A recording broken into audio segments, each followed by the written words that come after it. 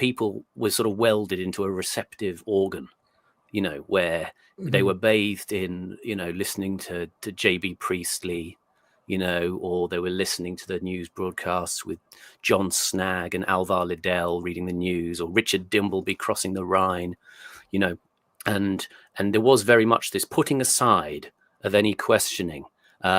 Even in the sort of the most popular programs of the war, the comedy program like Itmar, It's That Man Again, that was a very conscious attempt to satirize the kind of privations of war, and it was a sort of comedy setup where the characters, the central character, was always running into people who were kind of enforcing the sort of the petty wartime regulations, and all of that stuff. But it was all a kind of, we're all in it together, that sort of the wry British kind of, oh, mustn't grumble, that kind of sort of comedy. Or the other sort of program you would have would be like the Brains Trust, where you'd have a panel of experts who were talking about, all sorts of things, but they were specifically instructed to avoid anything to do with politics or religion, Name a couple of the people who would be on the Brains Trust, Simon. Brains Trust. Well, you would have had those kinds of sort of people like J.B. Priestley or A.J. Eyre. Malcolm Muggeridge, British, British intellectuals, yeah. And it was kind of escapist in its way. It was kind of like a QI of its day, yeah. But Alan Davies. No. Yeah. But as I say, it's all kind of in the shadow of the leader myth, and his kind of orotund rhetoric and imposing physical presence as a sort of a management technique, for managed morale. But you mentioned Shakespeare there. If you read Shakespeare's history plays or Henry V, or later on the Henry VI plays, the French are not evil. Yeah. Right? Like none of the speeches or the Shakespeare's framing does not make the French a kind of, inhumane force of evil. In fact, there's a kind of grudging respect between the high characters, the rival kings and so on. And in fact, Shakespeare even depicts Joan of Arc, right? Now, obviously, she in Henry VI Part 1, she's not like a good guy because it's an English play, but he gives her he even gives Joan of Arc moments to shine, and moments where if you were French watching the play, you'd be like, well, she wasn't so bad. And I'm thinking of other, I think of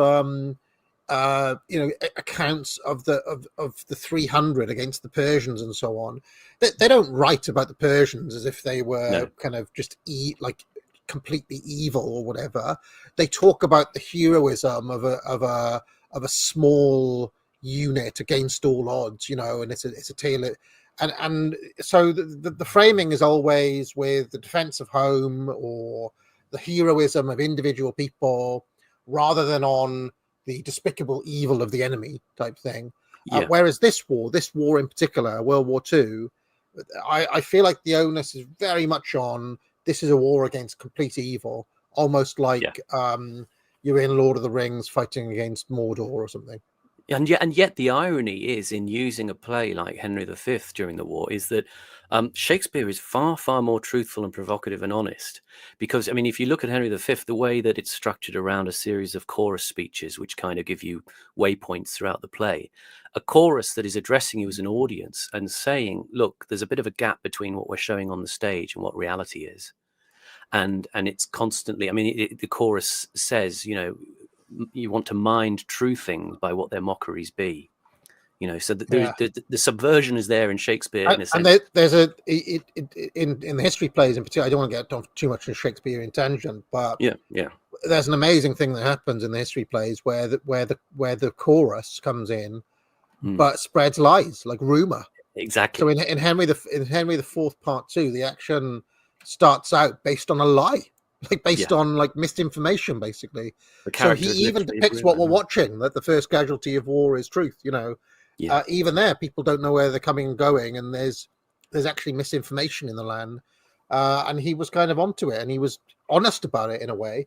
You also have the line of Henry IV telling his son, as I've quoted many times, "Be it thy course to busy, giddy minds with foreign quarrels, i.e., look, we've got strife at home. Let's make a war so people start arguing here and we can fight the French. Right, and Shakespeare actually has the king saying that. So yeah. Well, he even acknowledges the interior subversion as well in that same scene as well, because he says, you've also got to put down the Scots. If you will France win, then with Scotland first begin. Yeah. So he's well aware of the sort of the political arena in which kings actually operate. But again, this is the time when these cultural works are annexed in this very specific way, and indeed Churchill himself becomes a guy whose speeches get issued on record. You can sort of relive the great days of the Blitz, listening to Churchill on your gramophone player. I think it's a very important point that you raised, though, AA, about like how much precedent was there for this Second World War in particular. I think maybe there was an element of this in the first as well, but definitely the Second World War is like a war of demonization, right? It's presented as good and evil. We know better, but it was convincingly presented as that to massive numbers of people, and it still is that even 80 odd years on. And yeah, I would love to see some equivalent of the sort of debates that preceded the wars of the past. Obviously, we can't, but it is remarkable how successfully that's been done with Second World War to get you not to think about the actual relevant facts, really. I'm just thinking of the stuff I've studied. I do think, speaking of the Persians, I think the Persian historians did a proper number on Genghis Khan, right? Now, I'm not a Genghis Khan apologist, right? But I genuinely believe that Genghis Khan's bad rep in history is because the history was written by Persian scholars, ultimately, who didn't like their library being burnt down, blah, blah, blah, blah. And that the death tolls of Genghis Khan are greatly, greatly inflated.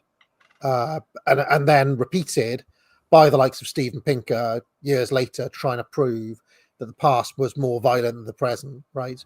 You'll typically see death tolls for Genghis Khan of like 80 million, like he killed 80 million people and things like that, right? When you start trying to calculate Genghis Khan death tolls, it's like, right, the Mongols killed a person every 10 seconds in this city, right?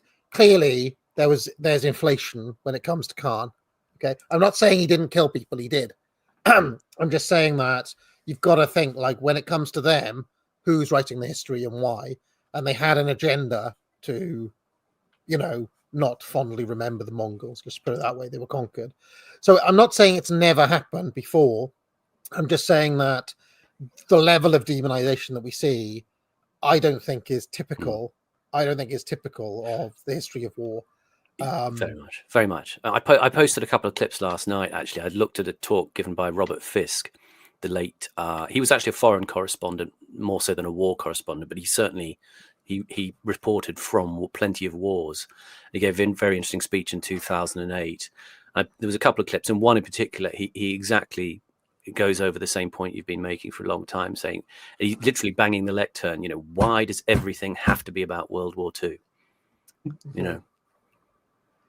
Inescapable.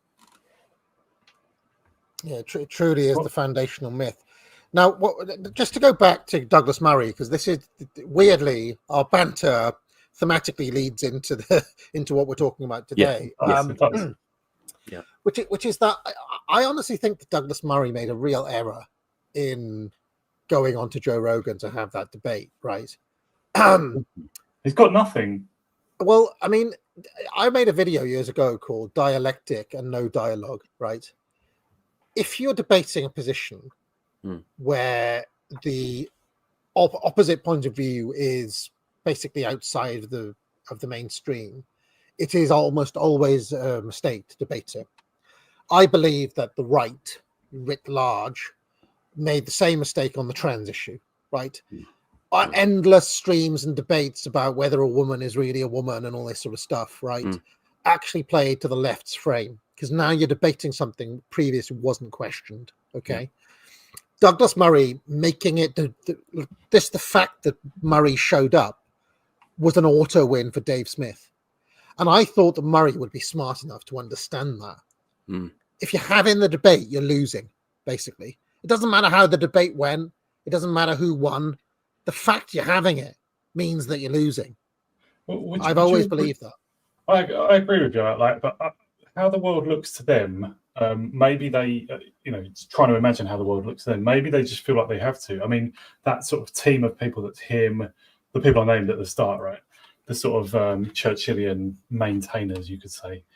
How the world has looked to them since September last year, when Daryl Cooper, rather unexpectedly, rather out of nowhere, just suddenly got given a massive platform and was seen by best part of something like 40 million people, which is, I'm sorry about the noise here, which is unusual, right? I mean, that's unusual. I mean, no BBC program gets 40 million viewers, That's an unusually large platform, and it was popular. It was well received. It was passed around like something like, this is the next bombshell interview you've got to see, right? It's on Tucker Carlson, right? That's right. Yeah, last September. I see that as quite a watershed moment, because basically that didn't used to be possible. I mean, I know podcasting's been around for, say, 20 years now, but that did not used to happen, that just a revisionist suddenly gets seen by, more people than are reading Andrew Roberts' books or are watching anything by Douglas Murray. I think it was a huge audience. And what do they do? Right, what they did was they got Barry Weiss to organise like 5 different writers to put pieces in the Free Press behind the paywall. And what else? Right? I mean, nobody cared. Like, everybody agreed with Daryl Cooper. Now, what do you do if you're Barry Weiss, if you're Douglas Murray?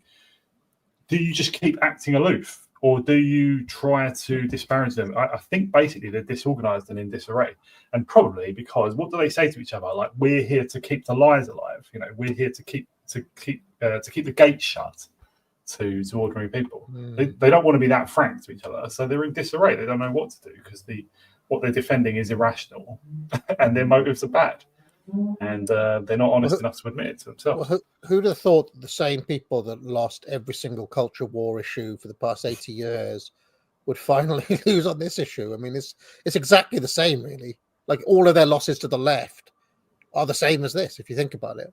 I just see them as the left, really. I mean, centrists. But who was it? Melania Woes posted a really good meme the other day.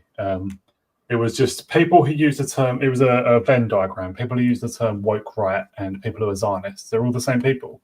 And I increasingly think of the centre ground as, identify the centre ground with Zionism, which is basically, don't be genuinely ideological about anything except your adoration of Israel.